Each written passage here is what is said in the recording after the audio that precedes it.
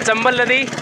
तो सर अभी हम चंबल नदी में शेयर कर रहे हैं और ये है रामेश्वरम धाम। इस रामेश्वरम धाम को लेकर क्या कहना है आपका? सर रामेश्वरम धाम हमारे सवाई माधोपुर ज़िले का, जो खंडार तहसील में सवाई माधोपुर ज़िले का ये सबसे एक भव्य और एक सुंदर दृश्य है, जिसको देख के हर आदमी का मन आह्लादित हो जाता है। जैसे आप पवित्र गंगा नदी में जिस प्रकार से आप घूमते हो और आप जब बोटिंग वहाँ करते हो तो जो आनंद की अनुभूति वहाँ होती है, ठीक उसी प्रकार की, क्योंकि यह भी वेदों की से निकली हुई नदी है, चर्मणवती चंबल नदी।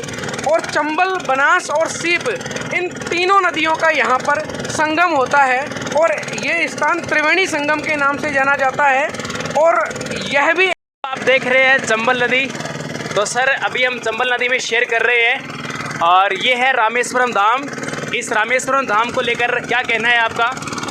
सर रामेश्वरम धाम हमारे सवाई माधोपुर ज़िले का, जो खंडार तहसील में सवाई माधोपुर ज़िले का ये सबसे एक भव्य और एक सुंदर दृश्य है, जिसको देख के हर आदमी का मन आह्लादित हो जाता है। जैसे आप पवित्र गंगा नदी में जिस प्रकार से आप घूमते हो और आप जब बोटिंग वहाँ करते हो तो जो आनंद की अनुभूति वहाँ होती है, ठीक उसी प्रकार की, क्योंकि यह भी वेदों की से निकली हुई नदी है, चर्मणवती चंबल नदी।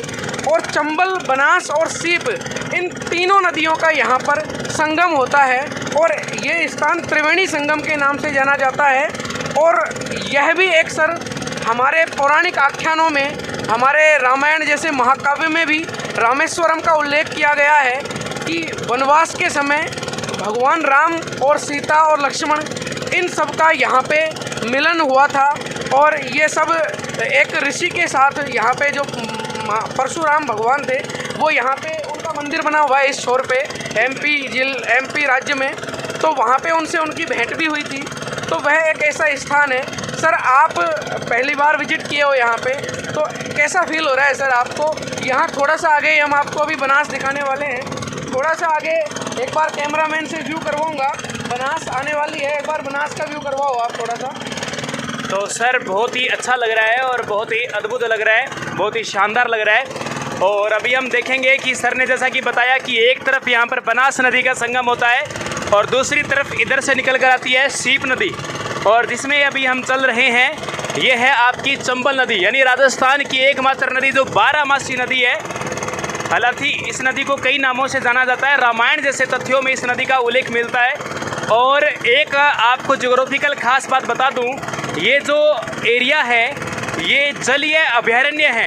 ये जहाँ जहाँ पर चंबल नदी पाई जाती है वहाँ पर पूर्ण रूप से जल अभयारण्य फैला हुआ है। और इसमें घड़ियाल हमारे राजस्थान में सबसे अलग जगह है। ये थोड़ा सा एक बार डर लगता है कि आप नाव में जा रहे हो, एक बार हो सकता है आपको थोड़ा सा भय भी लगेगा, लेकिन वाकई में ही बहुत शानदार है। जितनी कल्पना की थी उससे कई ज़्यादा अलग है और सुंदर है। हाँ, नॉर्मल स्तर पर आप इसका त्रिवेणी संगम आप गूगल मैप पे देख सकते हो, लेकिन यहाँ चौड़ाई अत्यधिक होने के कारण लगभग बताया जाए तो 700 से 800 मीटर इसकी सामान्य प्रवाहित चौड़ाई है। लेकिन वर्षा तेज़ होने के बाद इसके अंदर 50 फीट का प्रवाह और इसके अंदर बढ़ जाता है। तो ये है चंबल नदी की सामान्य सी बातें।